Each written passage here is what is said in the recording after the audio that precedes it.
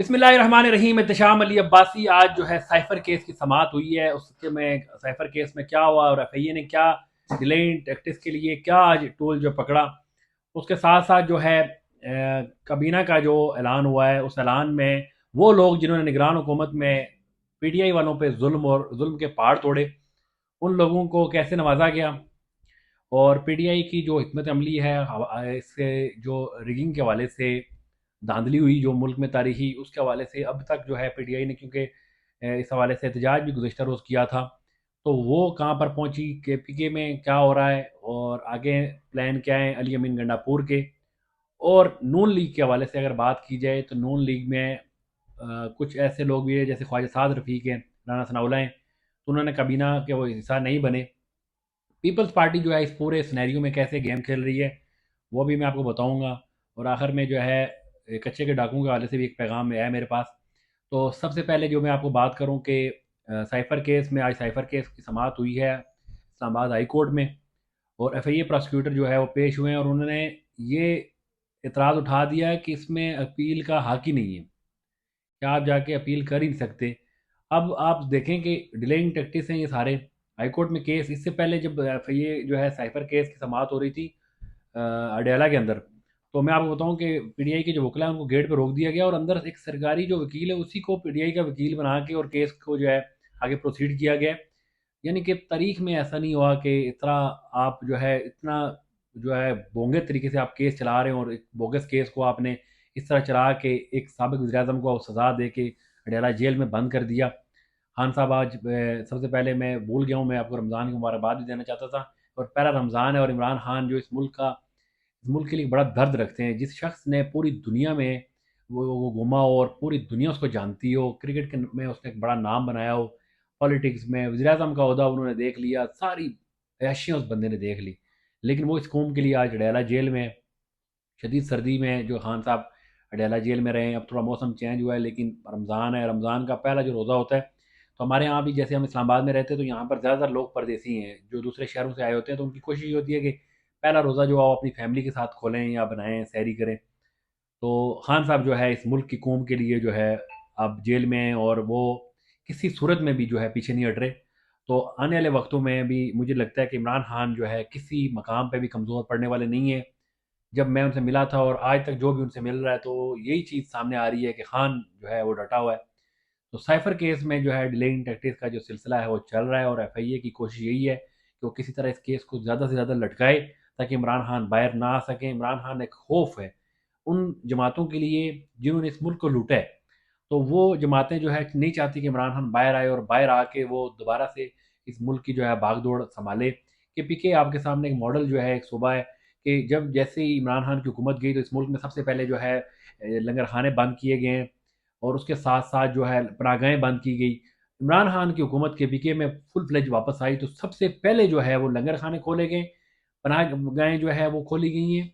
और अब सबसे बड़ी बात जो आज हमारे मुल्क में सेहत का एक मसला है, सेहत कार्ड पूरे के पी के लिए 100% जो लोग हैं उनके लिए सेहत कार्ड है और वो उस पर इलाज करवा सकते हैं। सेहत कार्ड जैसे ही हमजा शहबाज का जो हुकूमत आई थी पंजाब में, तो मेरे एक रिश्तेदार थे वो नून लीग के बड़े जो है अहदेदार भी थे और नून लीग को बड़ा सपोर्ट करते रहे और वो कैंसर के मरीज से फोत हो गए, अल्लाह जलन नसीब करे उनको। तो जैसे ही हमजा शहबाज की हुकूमत आई तो उनका जो है जब वो हॉस्पिटल गए तो उनको बताया गया कि अब आपको पैसे देने पड़ेंगे। तो उन्होंने पूछा कि क्यों, तो उन्होंने कहा कि वो हुकूमत चेंज हो गई और वो सेहत कार्ड बंद हो गया। तो मुझे याद है कि उस शख्स ने उस वक्त जो है बड़ी बदुआएं भी दी थी और उसने कहा कि मैंने गलत पार्टी को सपोर्ट किया है, तो आज मैं इस पार्टी को छोड़ता हूँ। और वो उन्होंने उस वक़्त वो कहा कि मैं पीटीआई को आज के बाद सपोर्ट करूँगा।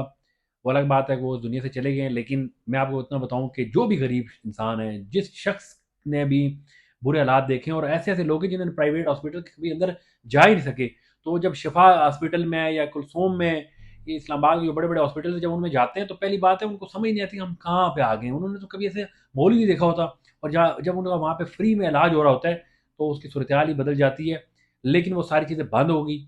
अब केपीके में शुरू हो गई हैं और केपीके में एक बड़ी अच्छी बात है, मेरी लास्ट जो फैसल अमीन गंडापुर से भी बात हुई थी कि उन्होंने कहा कि एक हॉस्पिटल है जिसमें उन्होंने जितना भी इलाज किया है मुफ्त इलाज, उसमें ज़्यादातर लोगों की जो है वो उन्होंने अपेंडिक्स निकाल दी है।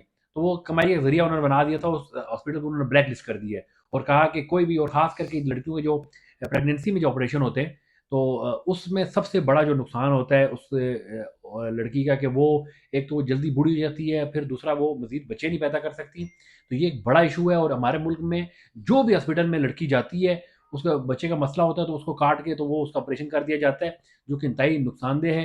तो उसको भी जो है केपीके में रोका गया और उन हॉस्पिटल्स को ब्लैक लिस्ट किया गया जिन्होंने सबसे ज़्यादा ऑपरेट किए, और उन हॉस्पिटल को जो है प्रायोरिटी दी गई जिन्होंने कम ऑपरेट की, और लोगों को ज़्यादातर जेन्युइन जो उनकी जो है जो मेडिकेशन वो की है। और उसके साथ साथ जो है मैं काबीना की बात करूं तो काबीना में जरदारी साहब जो है मुकम्मल तौर पे उन्होंने सदर के अहदे पे भी आ गए, अब चेयरमैन सेनेट पे भी उनका बंदा आ रहा है, गवर्नर उन्होंने सारे अपने लगा लिए।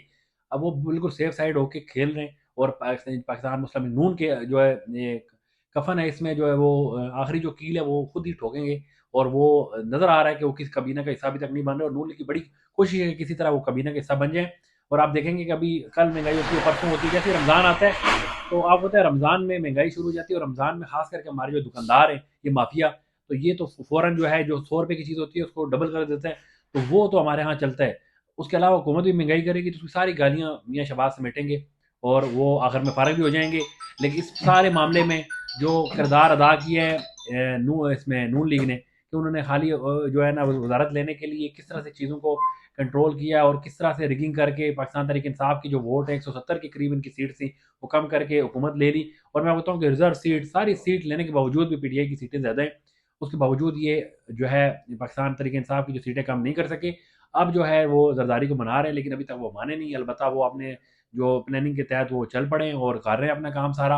इसके साथ साथ मैं आपको बताऊँ कि केपीके में जो है जितने भी काम शुरू हुए, और रमज़ान के पहले दिन से उन्होंने कहा था कल से वहाँ पे सेहत कार्ड भी जो है बहाल हो जाएगा, और सेहत कार्ड के हवाले से तमाम लोग जो है वो सहूलतें जो मैसर सहूलतें वो उनको जो फ़ायदा उठा सकते हैं। और इसके साथ अगर पंजाब की बात जाए तो पंजाब में मरीम नवाज ने जब हल्फ उठाया था तो उन्होंने कहा था कि मैं किसी से भी बदला नहीं लूँगी, ना मैं सियासी इंतकाम लूँगी। लेकिन गुज़श्ता रोज़ भी देखा गया है कि किस तरह लोगों को जो है बेदर्दी से गिरफ्तार किया गया, मारा गया, तशद्दुद किया गया, एक शख्स को गाड़ी से उठा के नीचे फेंका गया। तो ये सिर्फ वो पुरअमन एहतजाज करने पर इस मुल्क में क्या हो रहा है आप देख रहे हैं, पूरी दुनिया देख रही है। लेकिन ये सारी चीज़ें अगर चलती रही तो कभी मुल्क तरक्की नहीं कर सकता। ये एक दूसरे से बदले लेते रहते हैं और इस बदले के चक्कर में इन्होंने मुल्क का बड़ा नुकसान किया है। और अब इमरान खान का बाहर आना बहुत ज़रूरी हो गया है, क्योंकि इमरान खान बाहर नहीं आए तो ये जो सीज़न लगाने आते हैं मुल्क की खजाना लूटने, ये अपना सीज़न लगाएंगे, मुल्क की खजाना लूटेंगे और यहाँ से निकल जाएंगे। और पीटीआई के वकला की जानिब से देखते हैं कि फर्दर क्या होता है। लेकिन अब तक जो है डिले टैक्टिक्स जो एफआईए कर रहा है उसमें जो वो कामयाब जा रहा है। हालांकि अदालतें ही अदालतें जो एक एक घंटे का टाइम नहीं दे रही थी, लेकिन दूसरी तरफ जो है कभी हफ्ते का, कभी 4 दिन का, कभी 10 दिन का टाइम दे दिया जाता है और बिल्कुल पूछा भी नहीं जाता। आखिर में जो मैं आपको बात करूँ तो कच्चे के डाकू के हवाले से उनकी कुछ मजीद वीडियो सामने आई हैं। तो कच्चे के डाकू जो है वो रियासत से ज़्यादा ताकतवर हो चुके हैं। रियासत उनको क्यों नहीं ख़त्म कर रही मुझे समझ नहीं आ रही। अलबत्ता हमने मरी के जो नौजवान हैं उनके लिए आवाज़ उठाई थी, वो वापस आ गए। लेकिन मेरे लिए मरी के नौजवान हमारे नहीं, हमारे पूरा पाकिस्तान हमारा है। पाकिस्तान में जहाँ भी ज्यादती होगी हम आवाज़ उठाएंगे और हम हमारा हुकूमत से मुतालबा है, सिंध हुकूमत, पंजाब हुकूमत और फेडरल से मुतालबा है कि कच्चे के डाकुओं के खिलाफ प्रॉपर ऑपरेशन करके उनका किला कमा किया जाए, ताकि जो है अमन काम हो सके और कम से कम लोगों को धोखाधड़ी से इस तरह ले जाके मारा ना जाए। और मारते भी वैसे हैं कि इंसान को काट के उसको कुत्तों के आगे फेंक देते हैं और उसकी वीडियोज़ उनकी फैमिली को भेजते हैं। तो ये बड़ी ज़्यादती है, हम किस मुल्क में रह रहे हैं, दुनिया कहाँ पहुँच गई है और हम कच्चे के डाकुओं को अभी तक कंट्रोल नहीं कर सके। इंशाल्लाह अगली वीडियो में आपको मज़ीद बताएँगे। तब तक के लिए अल्लाह हाफ़िज़।